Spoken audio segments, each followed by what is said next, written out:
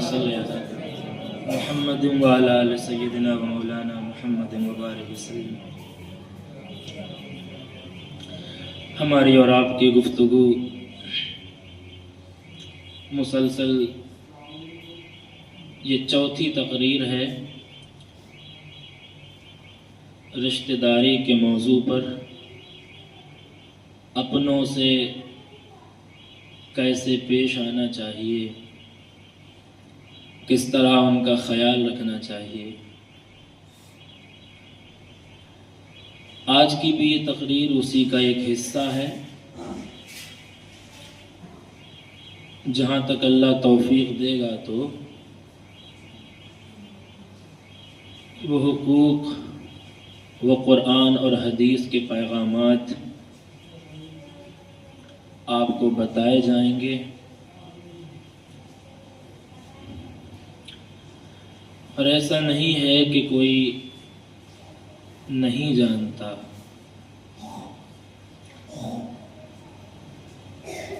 اپنے حق سے سب واقف ہیں، اور اگر کبھی وہ حق ادا نہیں بھی کر پاتے تو اللہ نے ایک چیز دی ہے انسان کو جسے عقل کہتے ہیں، وہ راضی ہی نہیں ہوتی ہے کہ تو صحیح کام کر رہا ہے۔ یعنی اگر کچھ گڑبڑ ہم سے ہو گیا تو اندر سے ایک آواز آتی ہے کہ تو یہ ٹھیک نہیں کر رہا ہے۔ تو ایک تو سب واقف ہیں، اور دوسرا یہ کہ اسی کو ضمیر کہتے ہیں۔ جو یہ آواز آتی ہے وہ ضمیر ہے۔ اگر ہم اور آپ دیکھیں تو سب سے مشکل کام ہے انسان بننا۔ انسان بننا وہ سب سے مشکل کام ہے، لیکن سب سے آسان کام ہے۔ سب سے آسان ایسے ہو جائے گا کہ ہم لالچ چھوڑ دیں، ہم دوسروں کے حق مارنا چھوڑ دیں۔ آسان ہے، بہت آسان ہے۔ انسان ہی انسان ہے پھر تو سب۔ لیکن کیونکہ پھنس ہم ایسے گئے ہیں کہ لگتا ہے بہت مشکل ہے اب انسان بن جائے۔ پھر میں کہہ رہا ہوں، نمازی بننا آسان ہے، مسلمان بننا مشکل ہے۔ بہت گہری بات کہی۔ حاجی بننا آسان ہے، مسلمان بننا مشکل ہے۔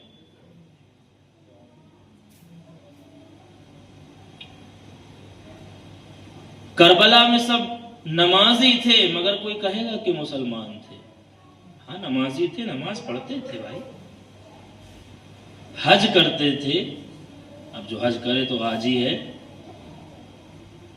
مگر کیا مسلمان تھے؟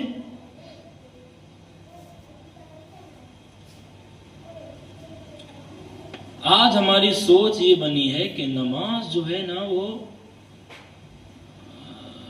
پاکی حاصل کر لیجیے، اور پاکیزہ کپڑے اور پاکیزہ جگہ، پاکیزہ گھر، پاکیزہ فکر، اور وہ آ گیا جمعہ اور پڑھ لی اور ہو گئی اور قبول ہو گئی۔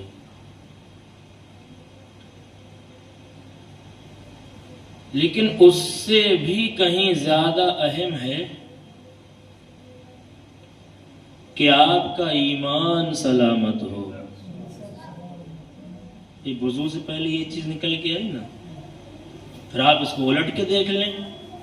ایک بندے نے وضو کیا اور ایک بندے نے نماز پڑھی، مگر اس بندے کے پاس نہ نماز پڑھنے سے پہلے نہ وضو کرنے سے پہلے ایمان نہیں ہے، تو کیا فائدہ؟ اچھا، تو کیا پھر منزل ہے پہلی کہ ایمان کو بہتر کرو، ایمان کو مضبوط کرو؟ تو پہلی منزل یہ بنی، درود پاک پڑھیں اللہ۔ تو نماز سے پہلے پاکی، اور پاکی سے پہلے بولو ایمان. اچھا اب ایمان کیسے صحیح ہوگا؟ وضو صحیح کرنا ہے اچھے ڈھنگ سے بہتر طریقے سے، یہاں بھی رگڑا یہاں بھی رگڑا یہاں بھی رگڑا، ہو گیا وضو. کچھ رواں ہم نے چھوڑا ہی نہیں جو بھیگا نہ ہو گیا وضو. ایمان کیسے پورا ہو پکا ہو؟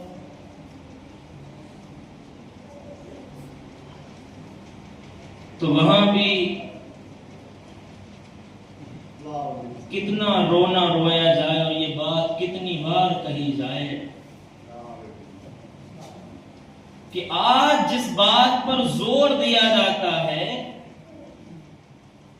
جس بات پر آج زور دیا جاتا ہے ایمان بنانے کے بارے میں کہ آپ ایمان والے بن جائیں گے، تو وہ بات کون سی ہے کہ آپ ان کو مان لیجئے آپ ایمان والے بن جائیں. یہ سب زور دے رہے ہیں آج اس بات پر آپ ایمان والے بن جائیں. ارے میاں ہم اسلام کے ماننے والے ہیں. ارے بولو یار، نہیں آپ سمجھے نہیں میری بات کو. ہم اسلام کے ماننے والے ہیں. کیا اسلام سے بڑی کوئی چیز ہے کہ آپ ہم سے کہہ رہے فلاں کو مانو تو آپ مسلمان ہوں گے؟ ارے اسلام سے بڑی کوئی چیز ہے؟ اگر آپ اسلام کے ماننے والے ہیں تو یہی دلیل کافی ہے کہ آپ مومن ہیں، آپ مسلم ہیں. کسی اور چیز کی ضرورت ہی نہیں ہے. ہے کوئی چیز اسلام سے بڑی؟ ارے میاں ہم نبی کے ماننے والے ہیں. نسبتیں تو دیکھو ہماری، ہم اللہ کے ماننے والے ہیں. کیا کہتے ہیں آپ فلاں کو مانو؟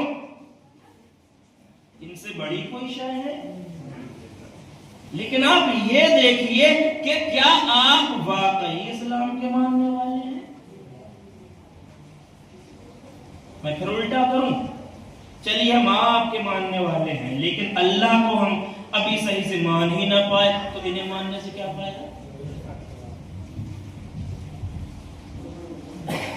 آپ کے ماننے والے ہیں ہم، اسلام کو آج تک ہم صحیح سے مان ہی نہ پائے، کیا فائدہ انہیں ماننے کا؟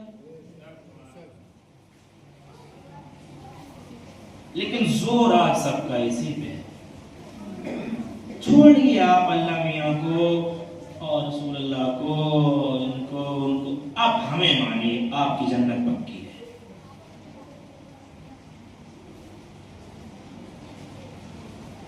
اچھا چلو ایک قدم اور آگے بڑھ جائیں. مان لیا جو وہ کہتے ہیں تو ایمان پکا ہو گیا. ہاں پھر ایمان پکا ہو گیا اور آپ کو 2-4 کام اور کرنا ہے. آپ نماز پڑھتے رہیے اور آپ زکوٰۃ دیتے رہیے اور روزے رکھتے رہیے اور یہ اور وہ، آپ ایمان. اچھا ایمان والے ہو گئے ہیں اسے. پھر ہم ان حدیثوں کا کیا کریں جہاں رسول یہ فرمائے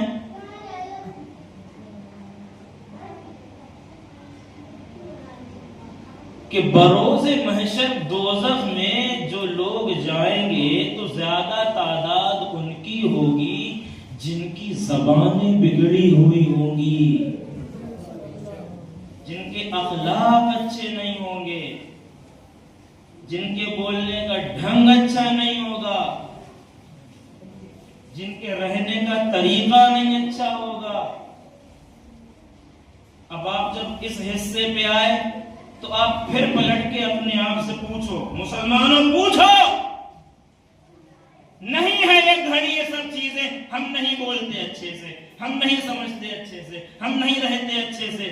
ہم نہ اس بات کی تمیز کریں کیا کھائیں کیا نہ کھائیں، کیا پہنے کیا نہ پہنے، کہاں جائیں کہاں نہ جائیں، لیکن ہم عبادتیں کرتے رہیں.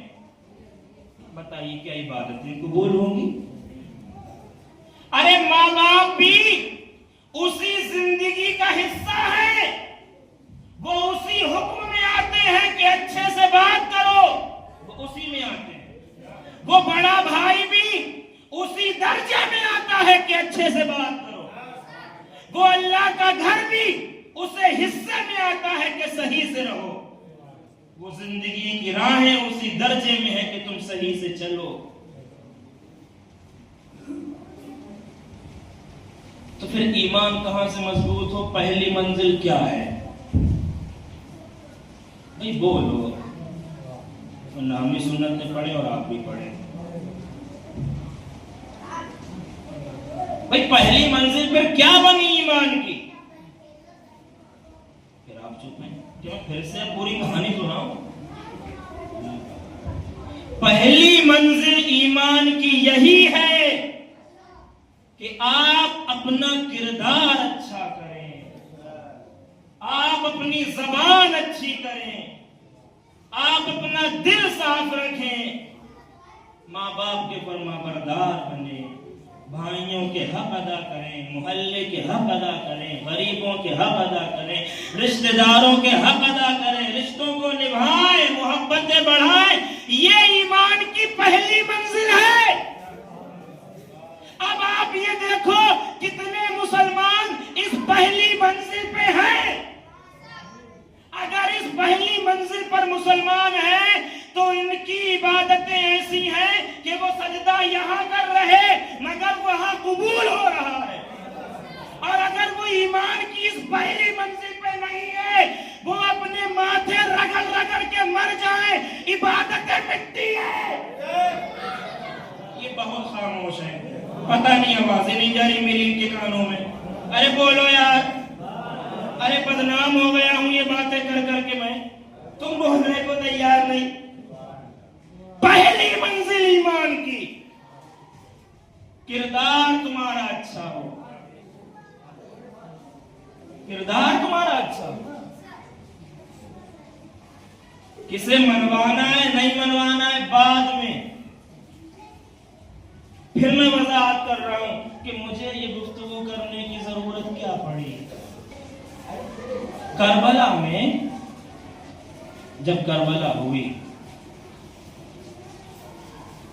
تو دو لوگ ابن زیاد نے بھیجے. ایک کا نام تھا عمر ابن سعد اور دوسرے کا نام تھا شمر. کہ عمر ابن سعد سے کہو مسلمانوں پہ حملہ کرے. تو شمر جب پہنچا تو اس نے یہی کہا کہ بھائی یزید کا پیغام آیا ہے، مسلمانوں پہ حملہ کرو. توجہ سنیے گا، دیکھیے. تو حملہ کرو مسلمانوں پہ. تو عمر بن سعد نے کہا اگر ہم مسلمانوں پہ حملہ کریں گے تو ہماری تو سب نیکیاں ختم ہو جائیں گی. بولو بولو.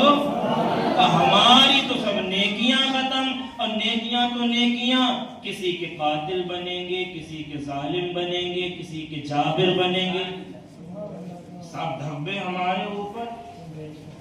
تو شمر نے کہا ہم تجھے راستہ بتاتے ہیں تو فکر کیوں کرتا ہے؟ یہ میرا جملہ نہیں، کتاب کا نام ہے کربلا. کتاب کا نام ہے کربلا. اور عجیب بات، اس کا لکھنے والا ایک ہندو ہے، پریم چند. مسلمان دیکھیں، اردو کا سب سے بڑا جانکار تھا پریم چند. افسانہ میں جسے آپ پوئم کہتے ہیں، سب سے بڑا نام ہے اردو میں پریم چند کا. تو وہ لکھتا ہے کہ شمر نے اس سے کہا کہ تو کیا خوف کرتا ہے تیری سب نیکیاں چلی جائیں گی اور ظالم بن جائے گا اور قاتل بن جائے گا. میں تجھے راستہ بتاتا ہوں، دیکھ تو قتل کرنا سب کو، ظلم کر، ختم کر. اور پھر سب کر چکے پھر تو حج کو چلا جانا. تم رہ گئے نہ تم رہ گئے. تم میری بات کو شاید کا سب کچھ کر، ظلم ڈھا، اس کے بعد تو حج کو چلا جانا. وہاں حج کرنا، توبہ کرنا، اللہ سب معاف کر دے گا. پھر واپس آنا اور خوب نمازیں پڑھنا، خوب نمازیں پڑھنا، خوب نمازیں پڑھنا. اولاد تیری یزید سنبھال لے گا، گھر تجھے اچھا یزید دے دے گا. اب تجھے اپنی آخرت بہتر کرنا ہے تو یہ کرتے رہنا. آج مسلمانوں کے بچوں کی، ان چھوٹے چھوٹے معصوموں کی، ان عقل مند مسلمانوں نے یہ عادت کے ظالموں کی سوچ فکر آج مسلمانوں میں موجود ہے. بولا نہیں ہے. انہیں معلوم ہے ماں باپ کی نافرمانی بہت برا کام ہے، مگر یہ کیا سوچے بیٹھے ہیں کہ سجدہ کریں گے وہاں جا کر اور اللہ راضی ہو جائے گا. بھائیوں کے حق سے محروم ہیں، لیکن حج کر کے اب آئیں گے اللہ ہم سے راضی ہو جائے گا. اس لیے ضرورت پڑی ہے یہ گفتگو کرنے کی.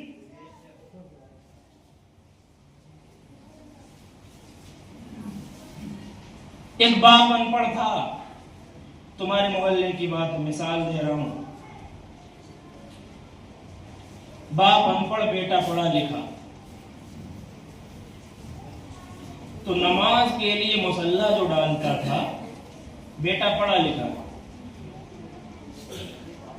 تو وہ نماز کے لیے جو مصلی ڈالتا تھا تو ٹوائلٹ جیسے یہ ہے نا، دیکھیے وہاں ٹوائلٹ ہے، اس کے آگے نکلنے کی جگہ ہے، تو وہیں پہ وہ مصلی.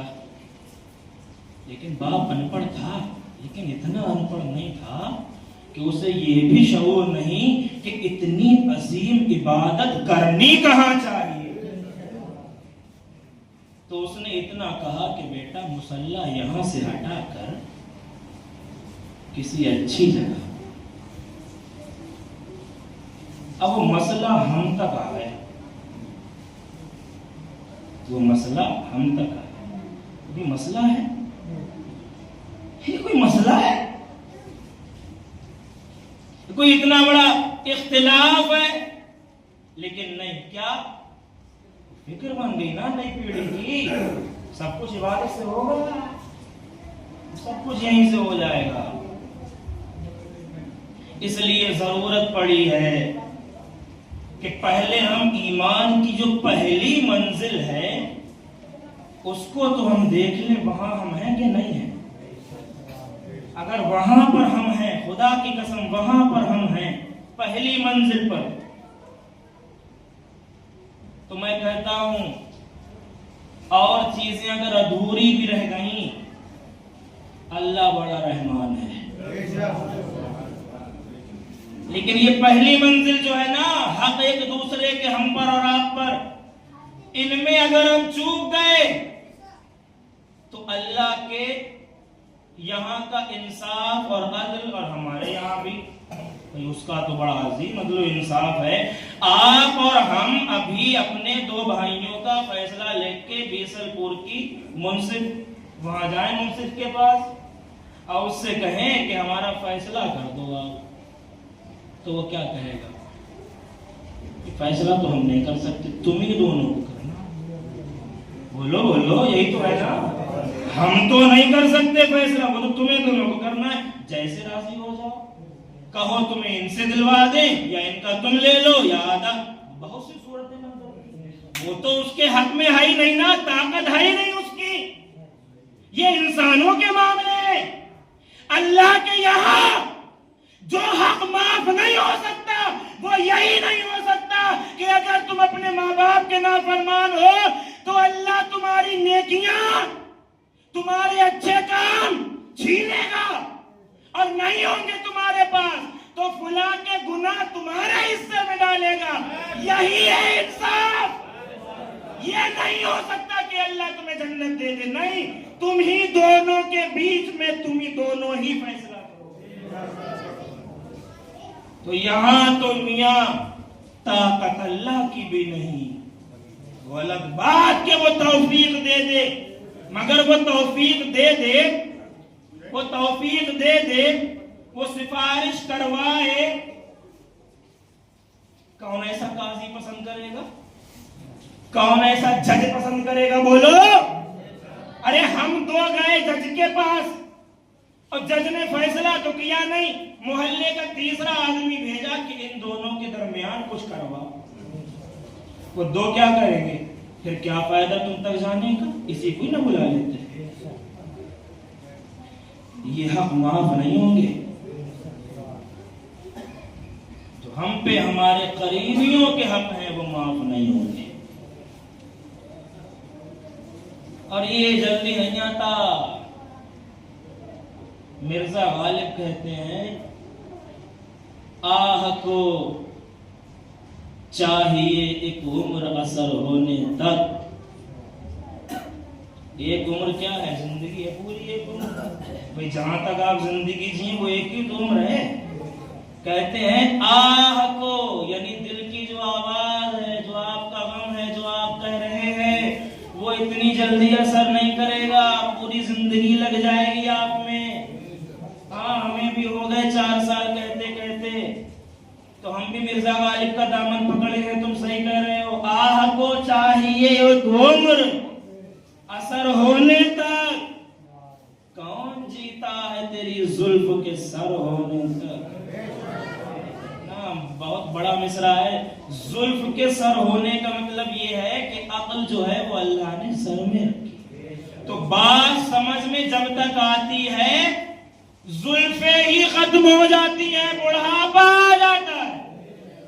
آہ کو چاہیے عمر اثر ہونے تک. کون جیتا ہے تیری زلف کے سر ہونے تک. ہم نے مانا کہ تغافل نہ کرو گے، لیکن خاک ہو جائیں گے ہم تم کو خبر ہونے. ارے ہمیں معلوم ہے تمہیں اگر خبر ملے گی ہم مر گئے ہیں تو تم آؤ گے. لیکن وہ زمانہ غالب کا، آج تو فون پہنچ گیا. فون تو گھوڑا دوڑتا تھا، خبر پہنچا کے آؤ. اب دلی میں رہتے تھے غالب، ان کا گھر تھا آگرہ میں. اب کب تک وہاں آگرہ گھوڑا پہنچے گا، پھر خبر آئے گی. تو غالب نے کہا ہم کو معلوم ہے تغافل نہ کرو گے، لیکن جیسے ہی خبر ملے گی تم غفلت بالکل نہیں کرو گے. جلدی جلدی جلدی جلدی. ہم نے مانا کہ تغافل نہ کرو گے، لیکن خاک ہو جائیں گے ہم تم کو خبر ہو.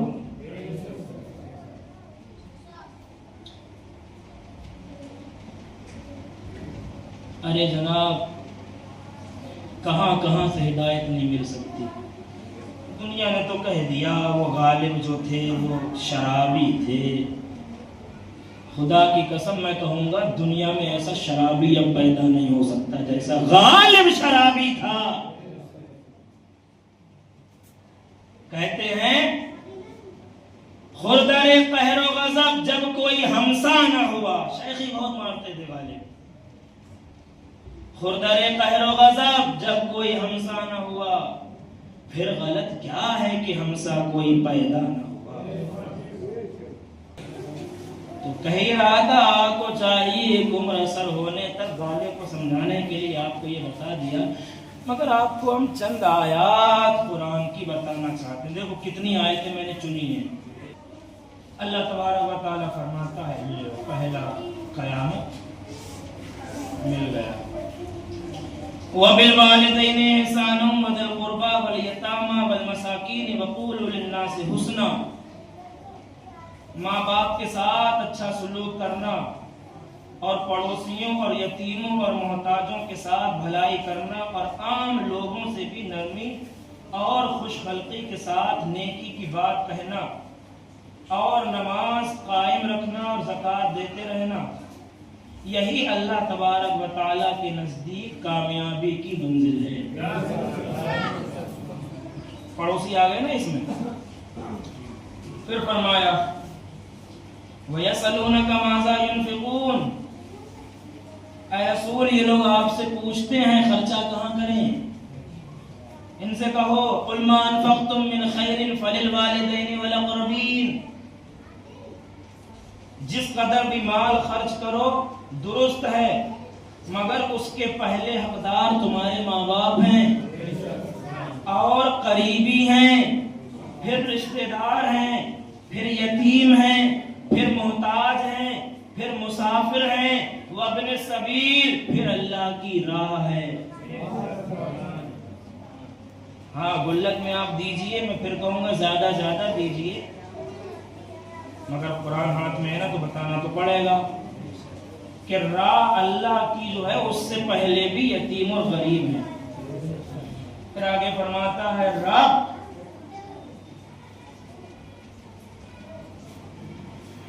وَاتَّقُوا اللَّهَ الَّذِي تَسَاءَلُونَ بِهِ وَالْأَرْحَامَ إِنَّ علیکم رقیبا، ڈرو اللہ سے جس کے واسطے سے تم ایک دوسرے سے سوال کرتے ہو، اور جو تمہارے قریبی ہیں ان میں بھی تقوی اختیار کرو.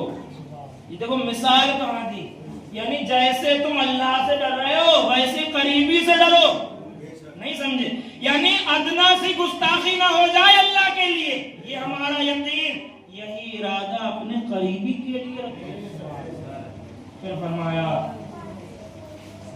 چوتھے پارے میں وَاعْبُدُوا اللَّهَ وَلَا تُشْرِكُوا بِهِ شَيْئًا وَبِالْوَالِدَيْنِ إِحْسَانًا وَذِي الْقُرْبَى وَالْيَتَامَى وَالْمَسَاكِينِ، اور تم اللہ کی عبادت کرو اور اس کے ساتھ کسی کو شریک نہ ٹھہراؤ، مگر ماں باپ کے ساتھ بھلائی کرو، رشتہ داروں، یتیموں، محتاجوں اور نزدیکی پڑوسیوں اور اجنبی پڑوسی اور ہم مجلس اور مسافر اور جن کے تم مالک ہو چکے ہو ان کے ساتھ نیکیاں کیا کرو.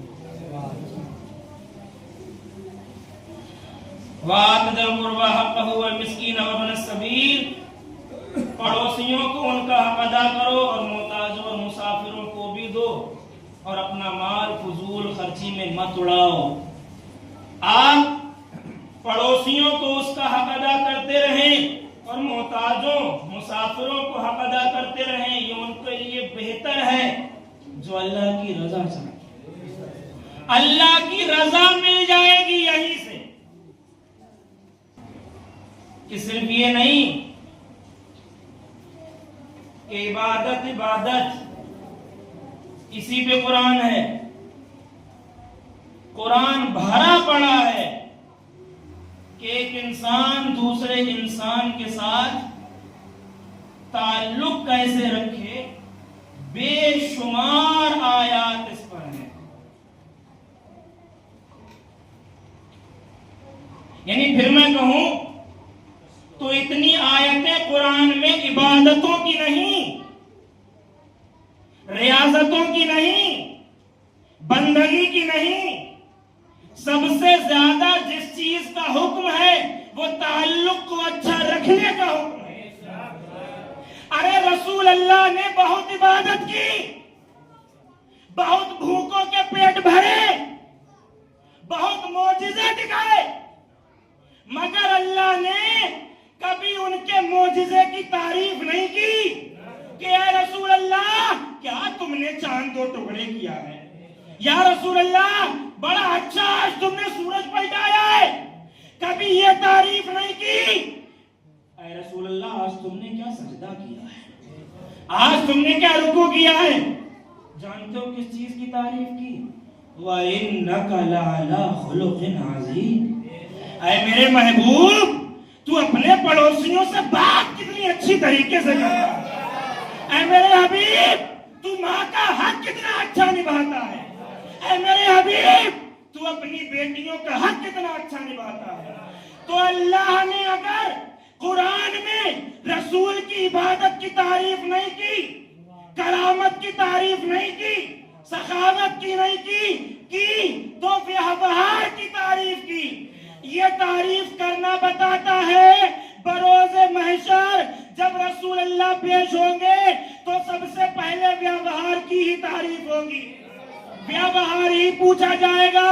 تو یہ امت بھی کسی پاگل پنتی میں نہ رہے، بروز محشر تم سے عبادتیں بعد میں پوچھی جائیں گی، تم سے بھی پہلے یہی پوچھا جائے گا.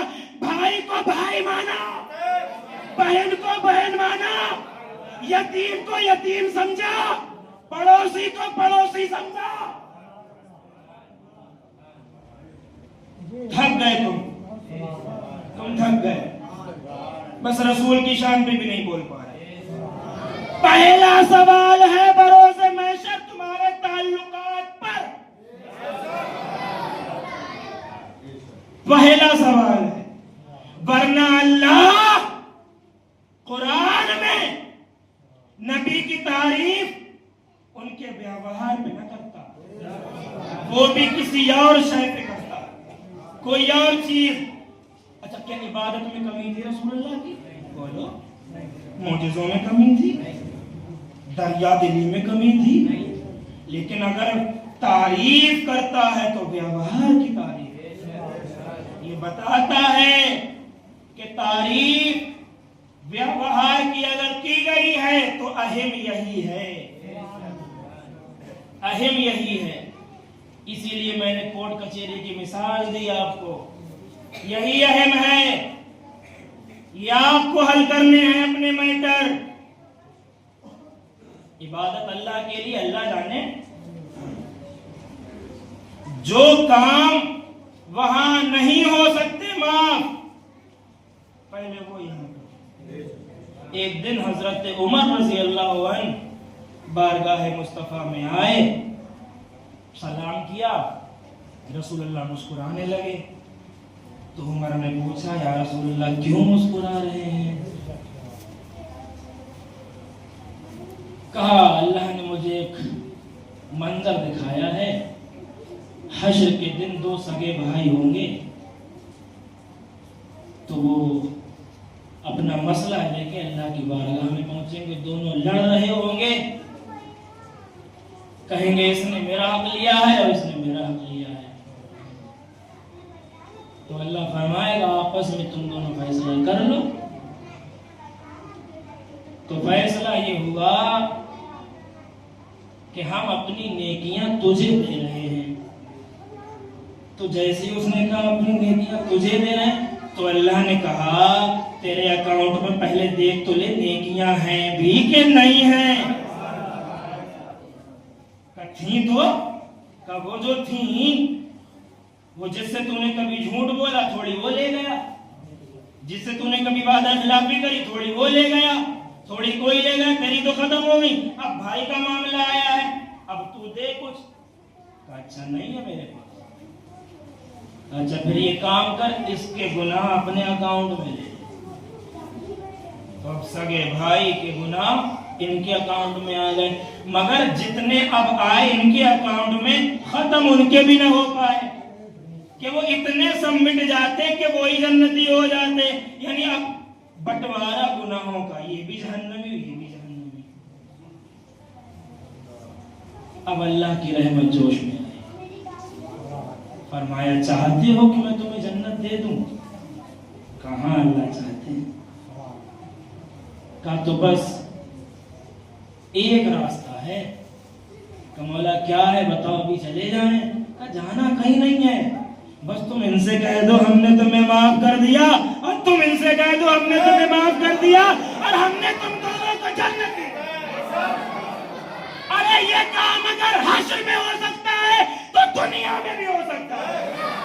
घर अगर खुशियां वहां मिल सकती हैं तो घर में खुशियां ऐसे यहां भी आ। फिर आखिरी बात कह रहा हूं, तवज्जो से सुन लो। एक बार मूसा से अल्लाह ने कहा है, मूसा मैं तेरे घर में आऊं, तू मुझे क्या देगा?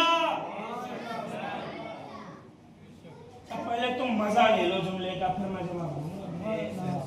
है अल्लाह कह रहा है, मूसा मैं तेरे घर आऊंगा, क्या करेगा मेरे लिए?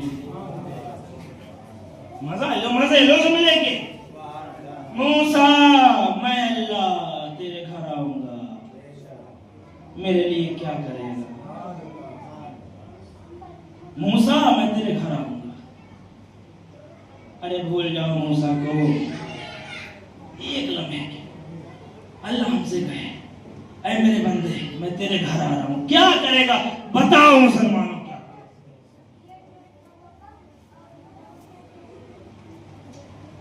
अब मूसा भी, तुम नहीं जवाब दे पाए तो मूसा भी नहीं दे पाए, तो हमें कोई जवाब नहीं सूझ रहा, मूसा को भी कोई जवाब नहीं सूझा, वो बादल खड़े रहे। तो अल्लाह ने फरमाया मैं तेरे घर आऊंगा, जब आऊंगा तब आऊंगा, लेकिन हाँ मैं रोज तेरे घर आता भी हूं। मौला कब आता है? कहा वो जो फकीर तेरे दरवाजे पर आता है वो मैं आता हूं। यानी आ भी अल्लाह भी नहीं रहा, वो फकीर ही है, वो दुनिया का ही आदमी है। लेकिन कहा कि अगर तू उसे कुछ दे देगा तो वो तू उसे नहीं देगा, वो तू मुझे देगा। तो अपने दिल, अपनी नीयतें, काश हर मुसलमान यही बना ले कि मैं फकीर को नहीं दे रहा हूं, میں اللہ کی رضا کے لیے دے رہا ہوں، میں اللہ کو، بھائی کو معاف کر رہا ہوں، اسے کچھ دے رہا ہوں اللہ کے نام پر، بہن کو اللہ کے نام پر، فقیر کو اللہ کے نام پر، تو یہ سب کچھ ہم نے نیکیاں اللہ کو اپنی محفوظ کر دی ہیں اس کے۔ ارے امام زین العابدین سے کہا گیا، اے امام تم یہ کیوں اتنا سب کچھ دیتے ہو، فقیروں سے کیوں اتنی محبت کرتے ہو؟ کہ میں اس لیے کرتا ہوں، دیکھو مجھے یہاں مدینے سے کوئی چیز کوفہ بھیجنی ہو، میں کتنے انتظام کروں گا، کتنا خرچہ اٹھاؤں گا، لیکن اب مجھے اپنی نیکیاں اللہ کے یہاں بھیجنی ہے، وہاں محفوظ ہو جائیں، اس لیے میں فقیروں سے محبت کرتا ہوں کہ یہ میری نیکیاں وہاں پہنچا دیتے، اب مجھ سے کچھ لیتے بھی نہیں ہے۔ تو وہ صرف فقیر نہیں، وہ تمہارا ہر عزیز جو تم سے جیسے بھی جڑا ہے، اگر تم اس سے نیکیاں کرتے ہو تو اس سے نہیں کرتے ہو، نیکیاں تمہاری سب اللہ کی یہاں محفوظ ہیں۔ اللہ ہمیں توفیق دے۔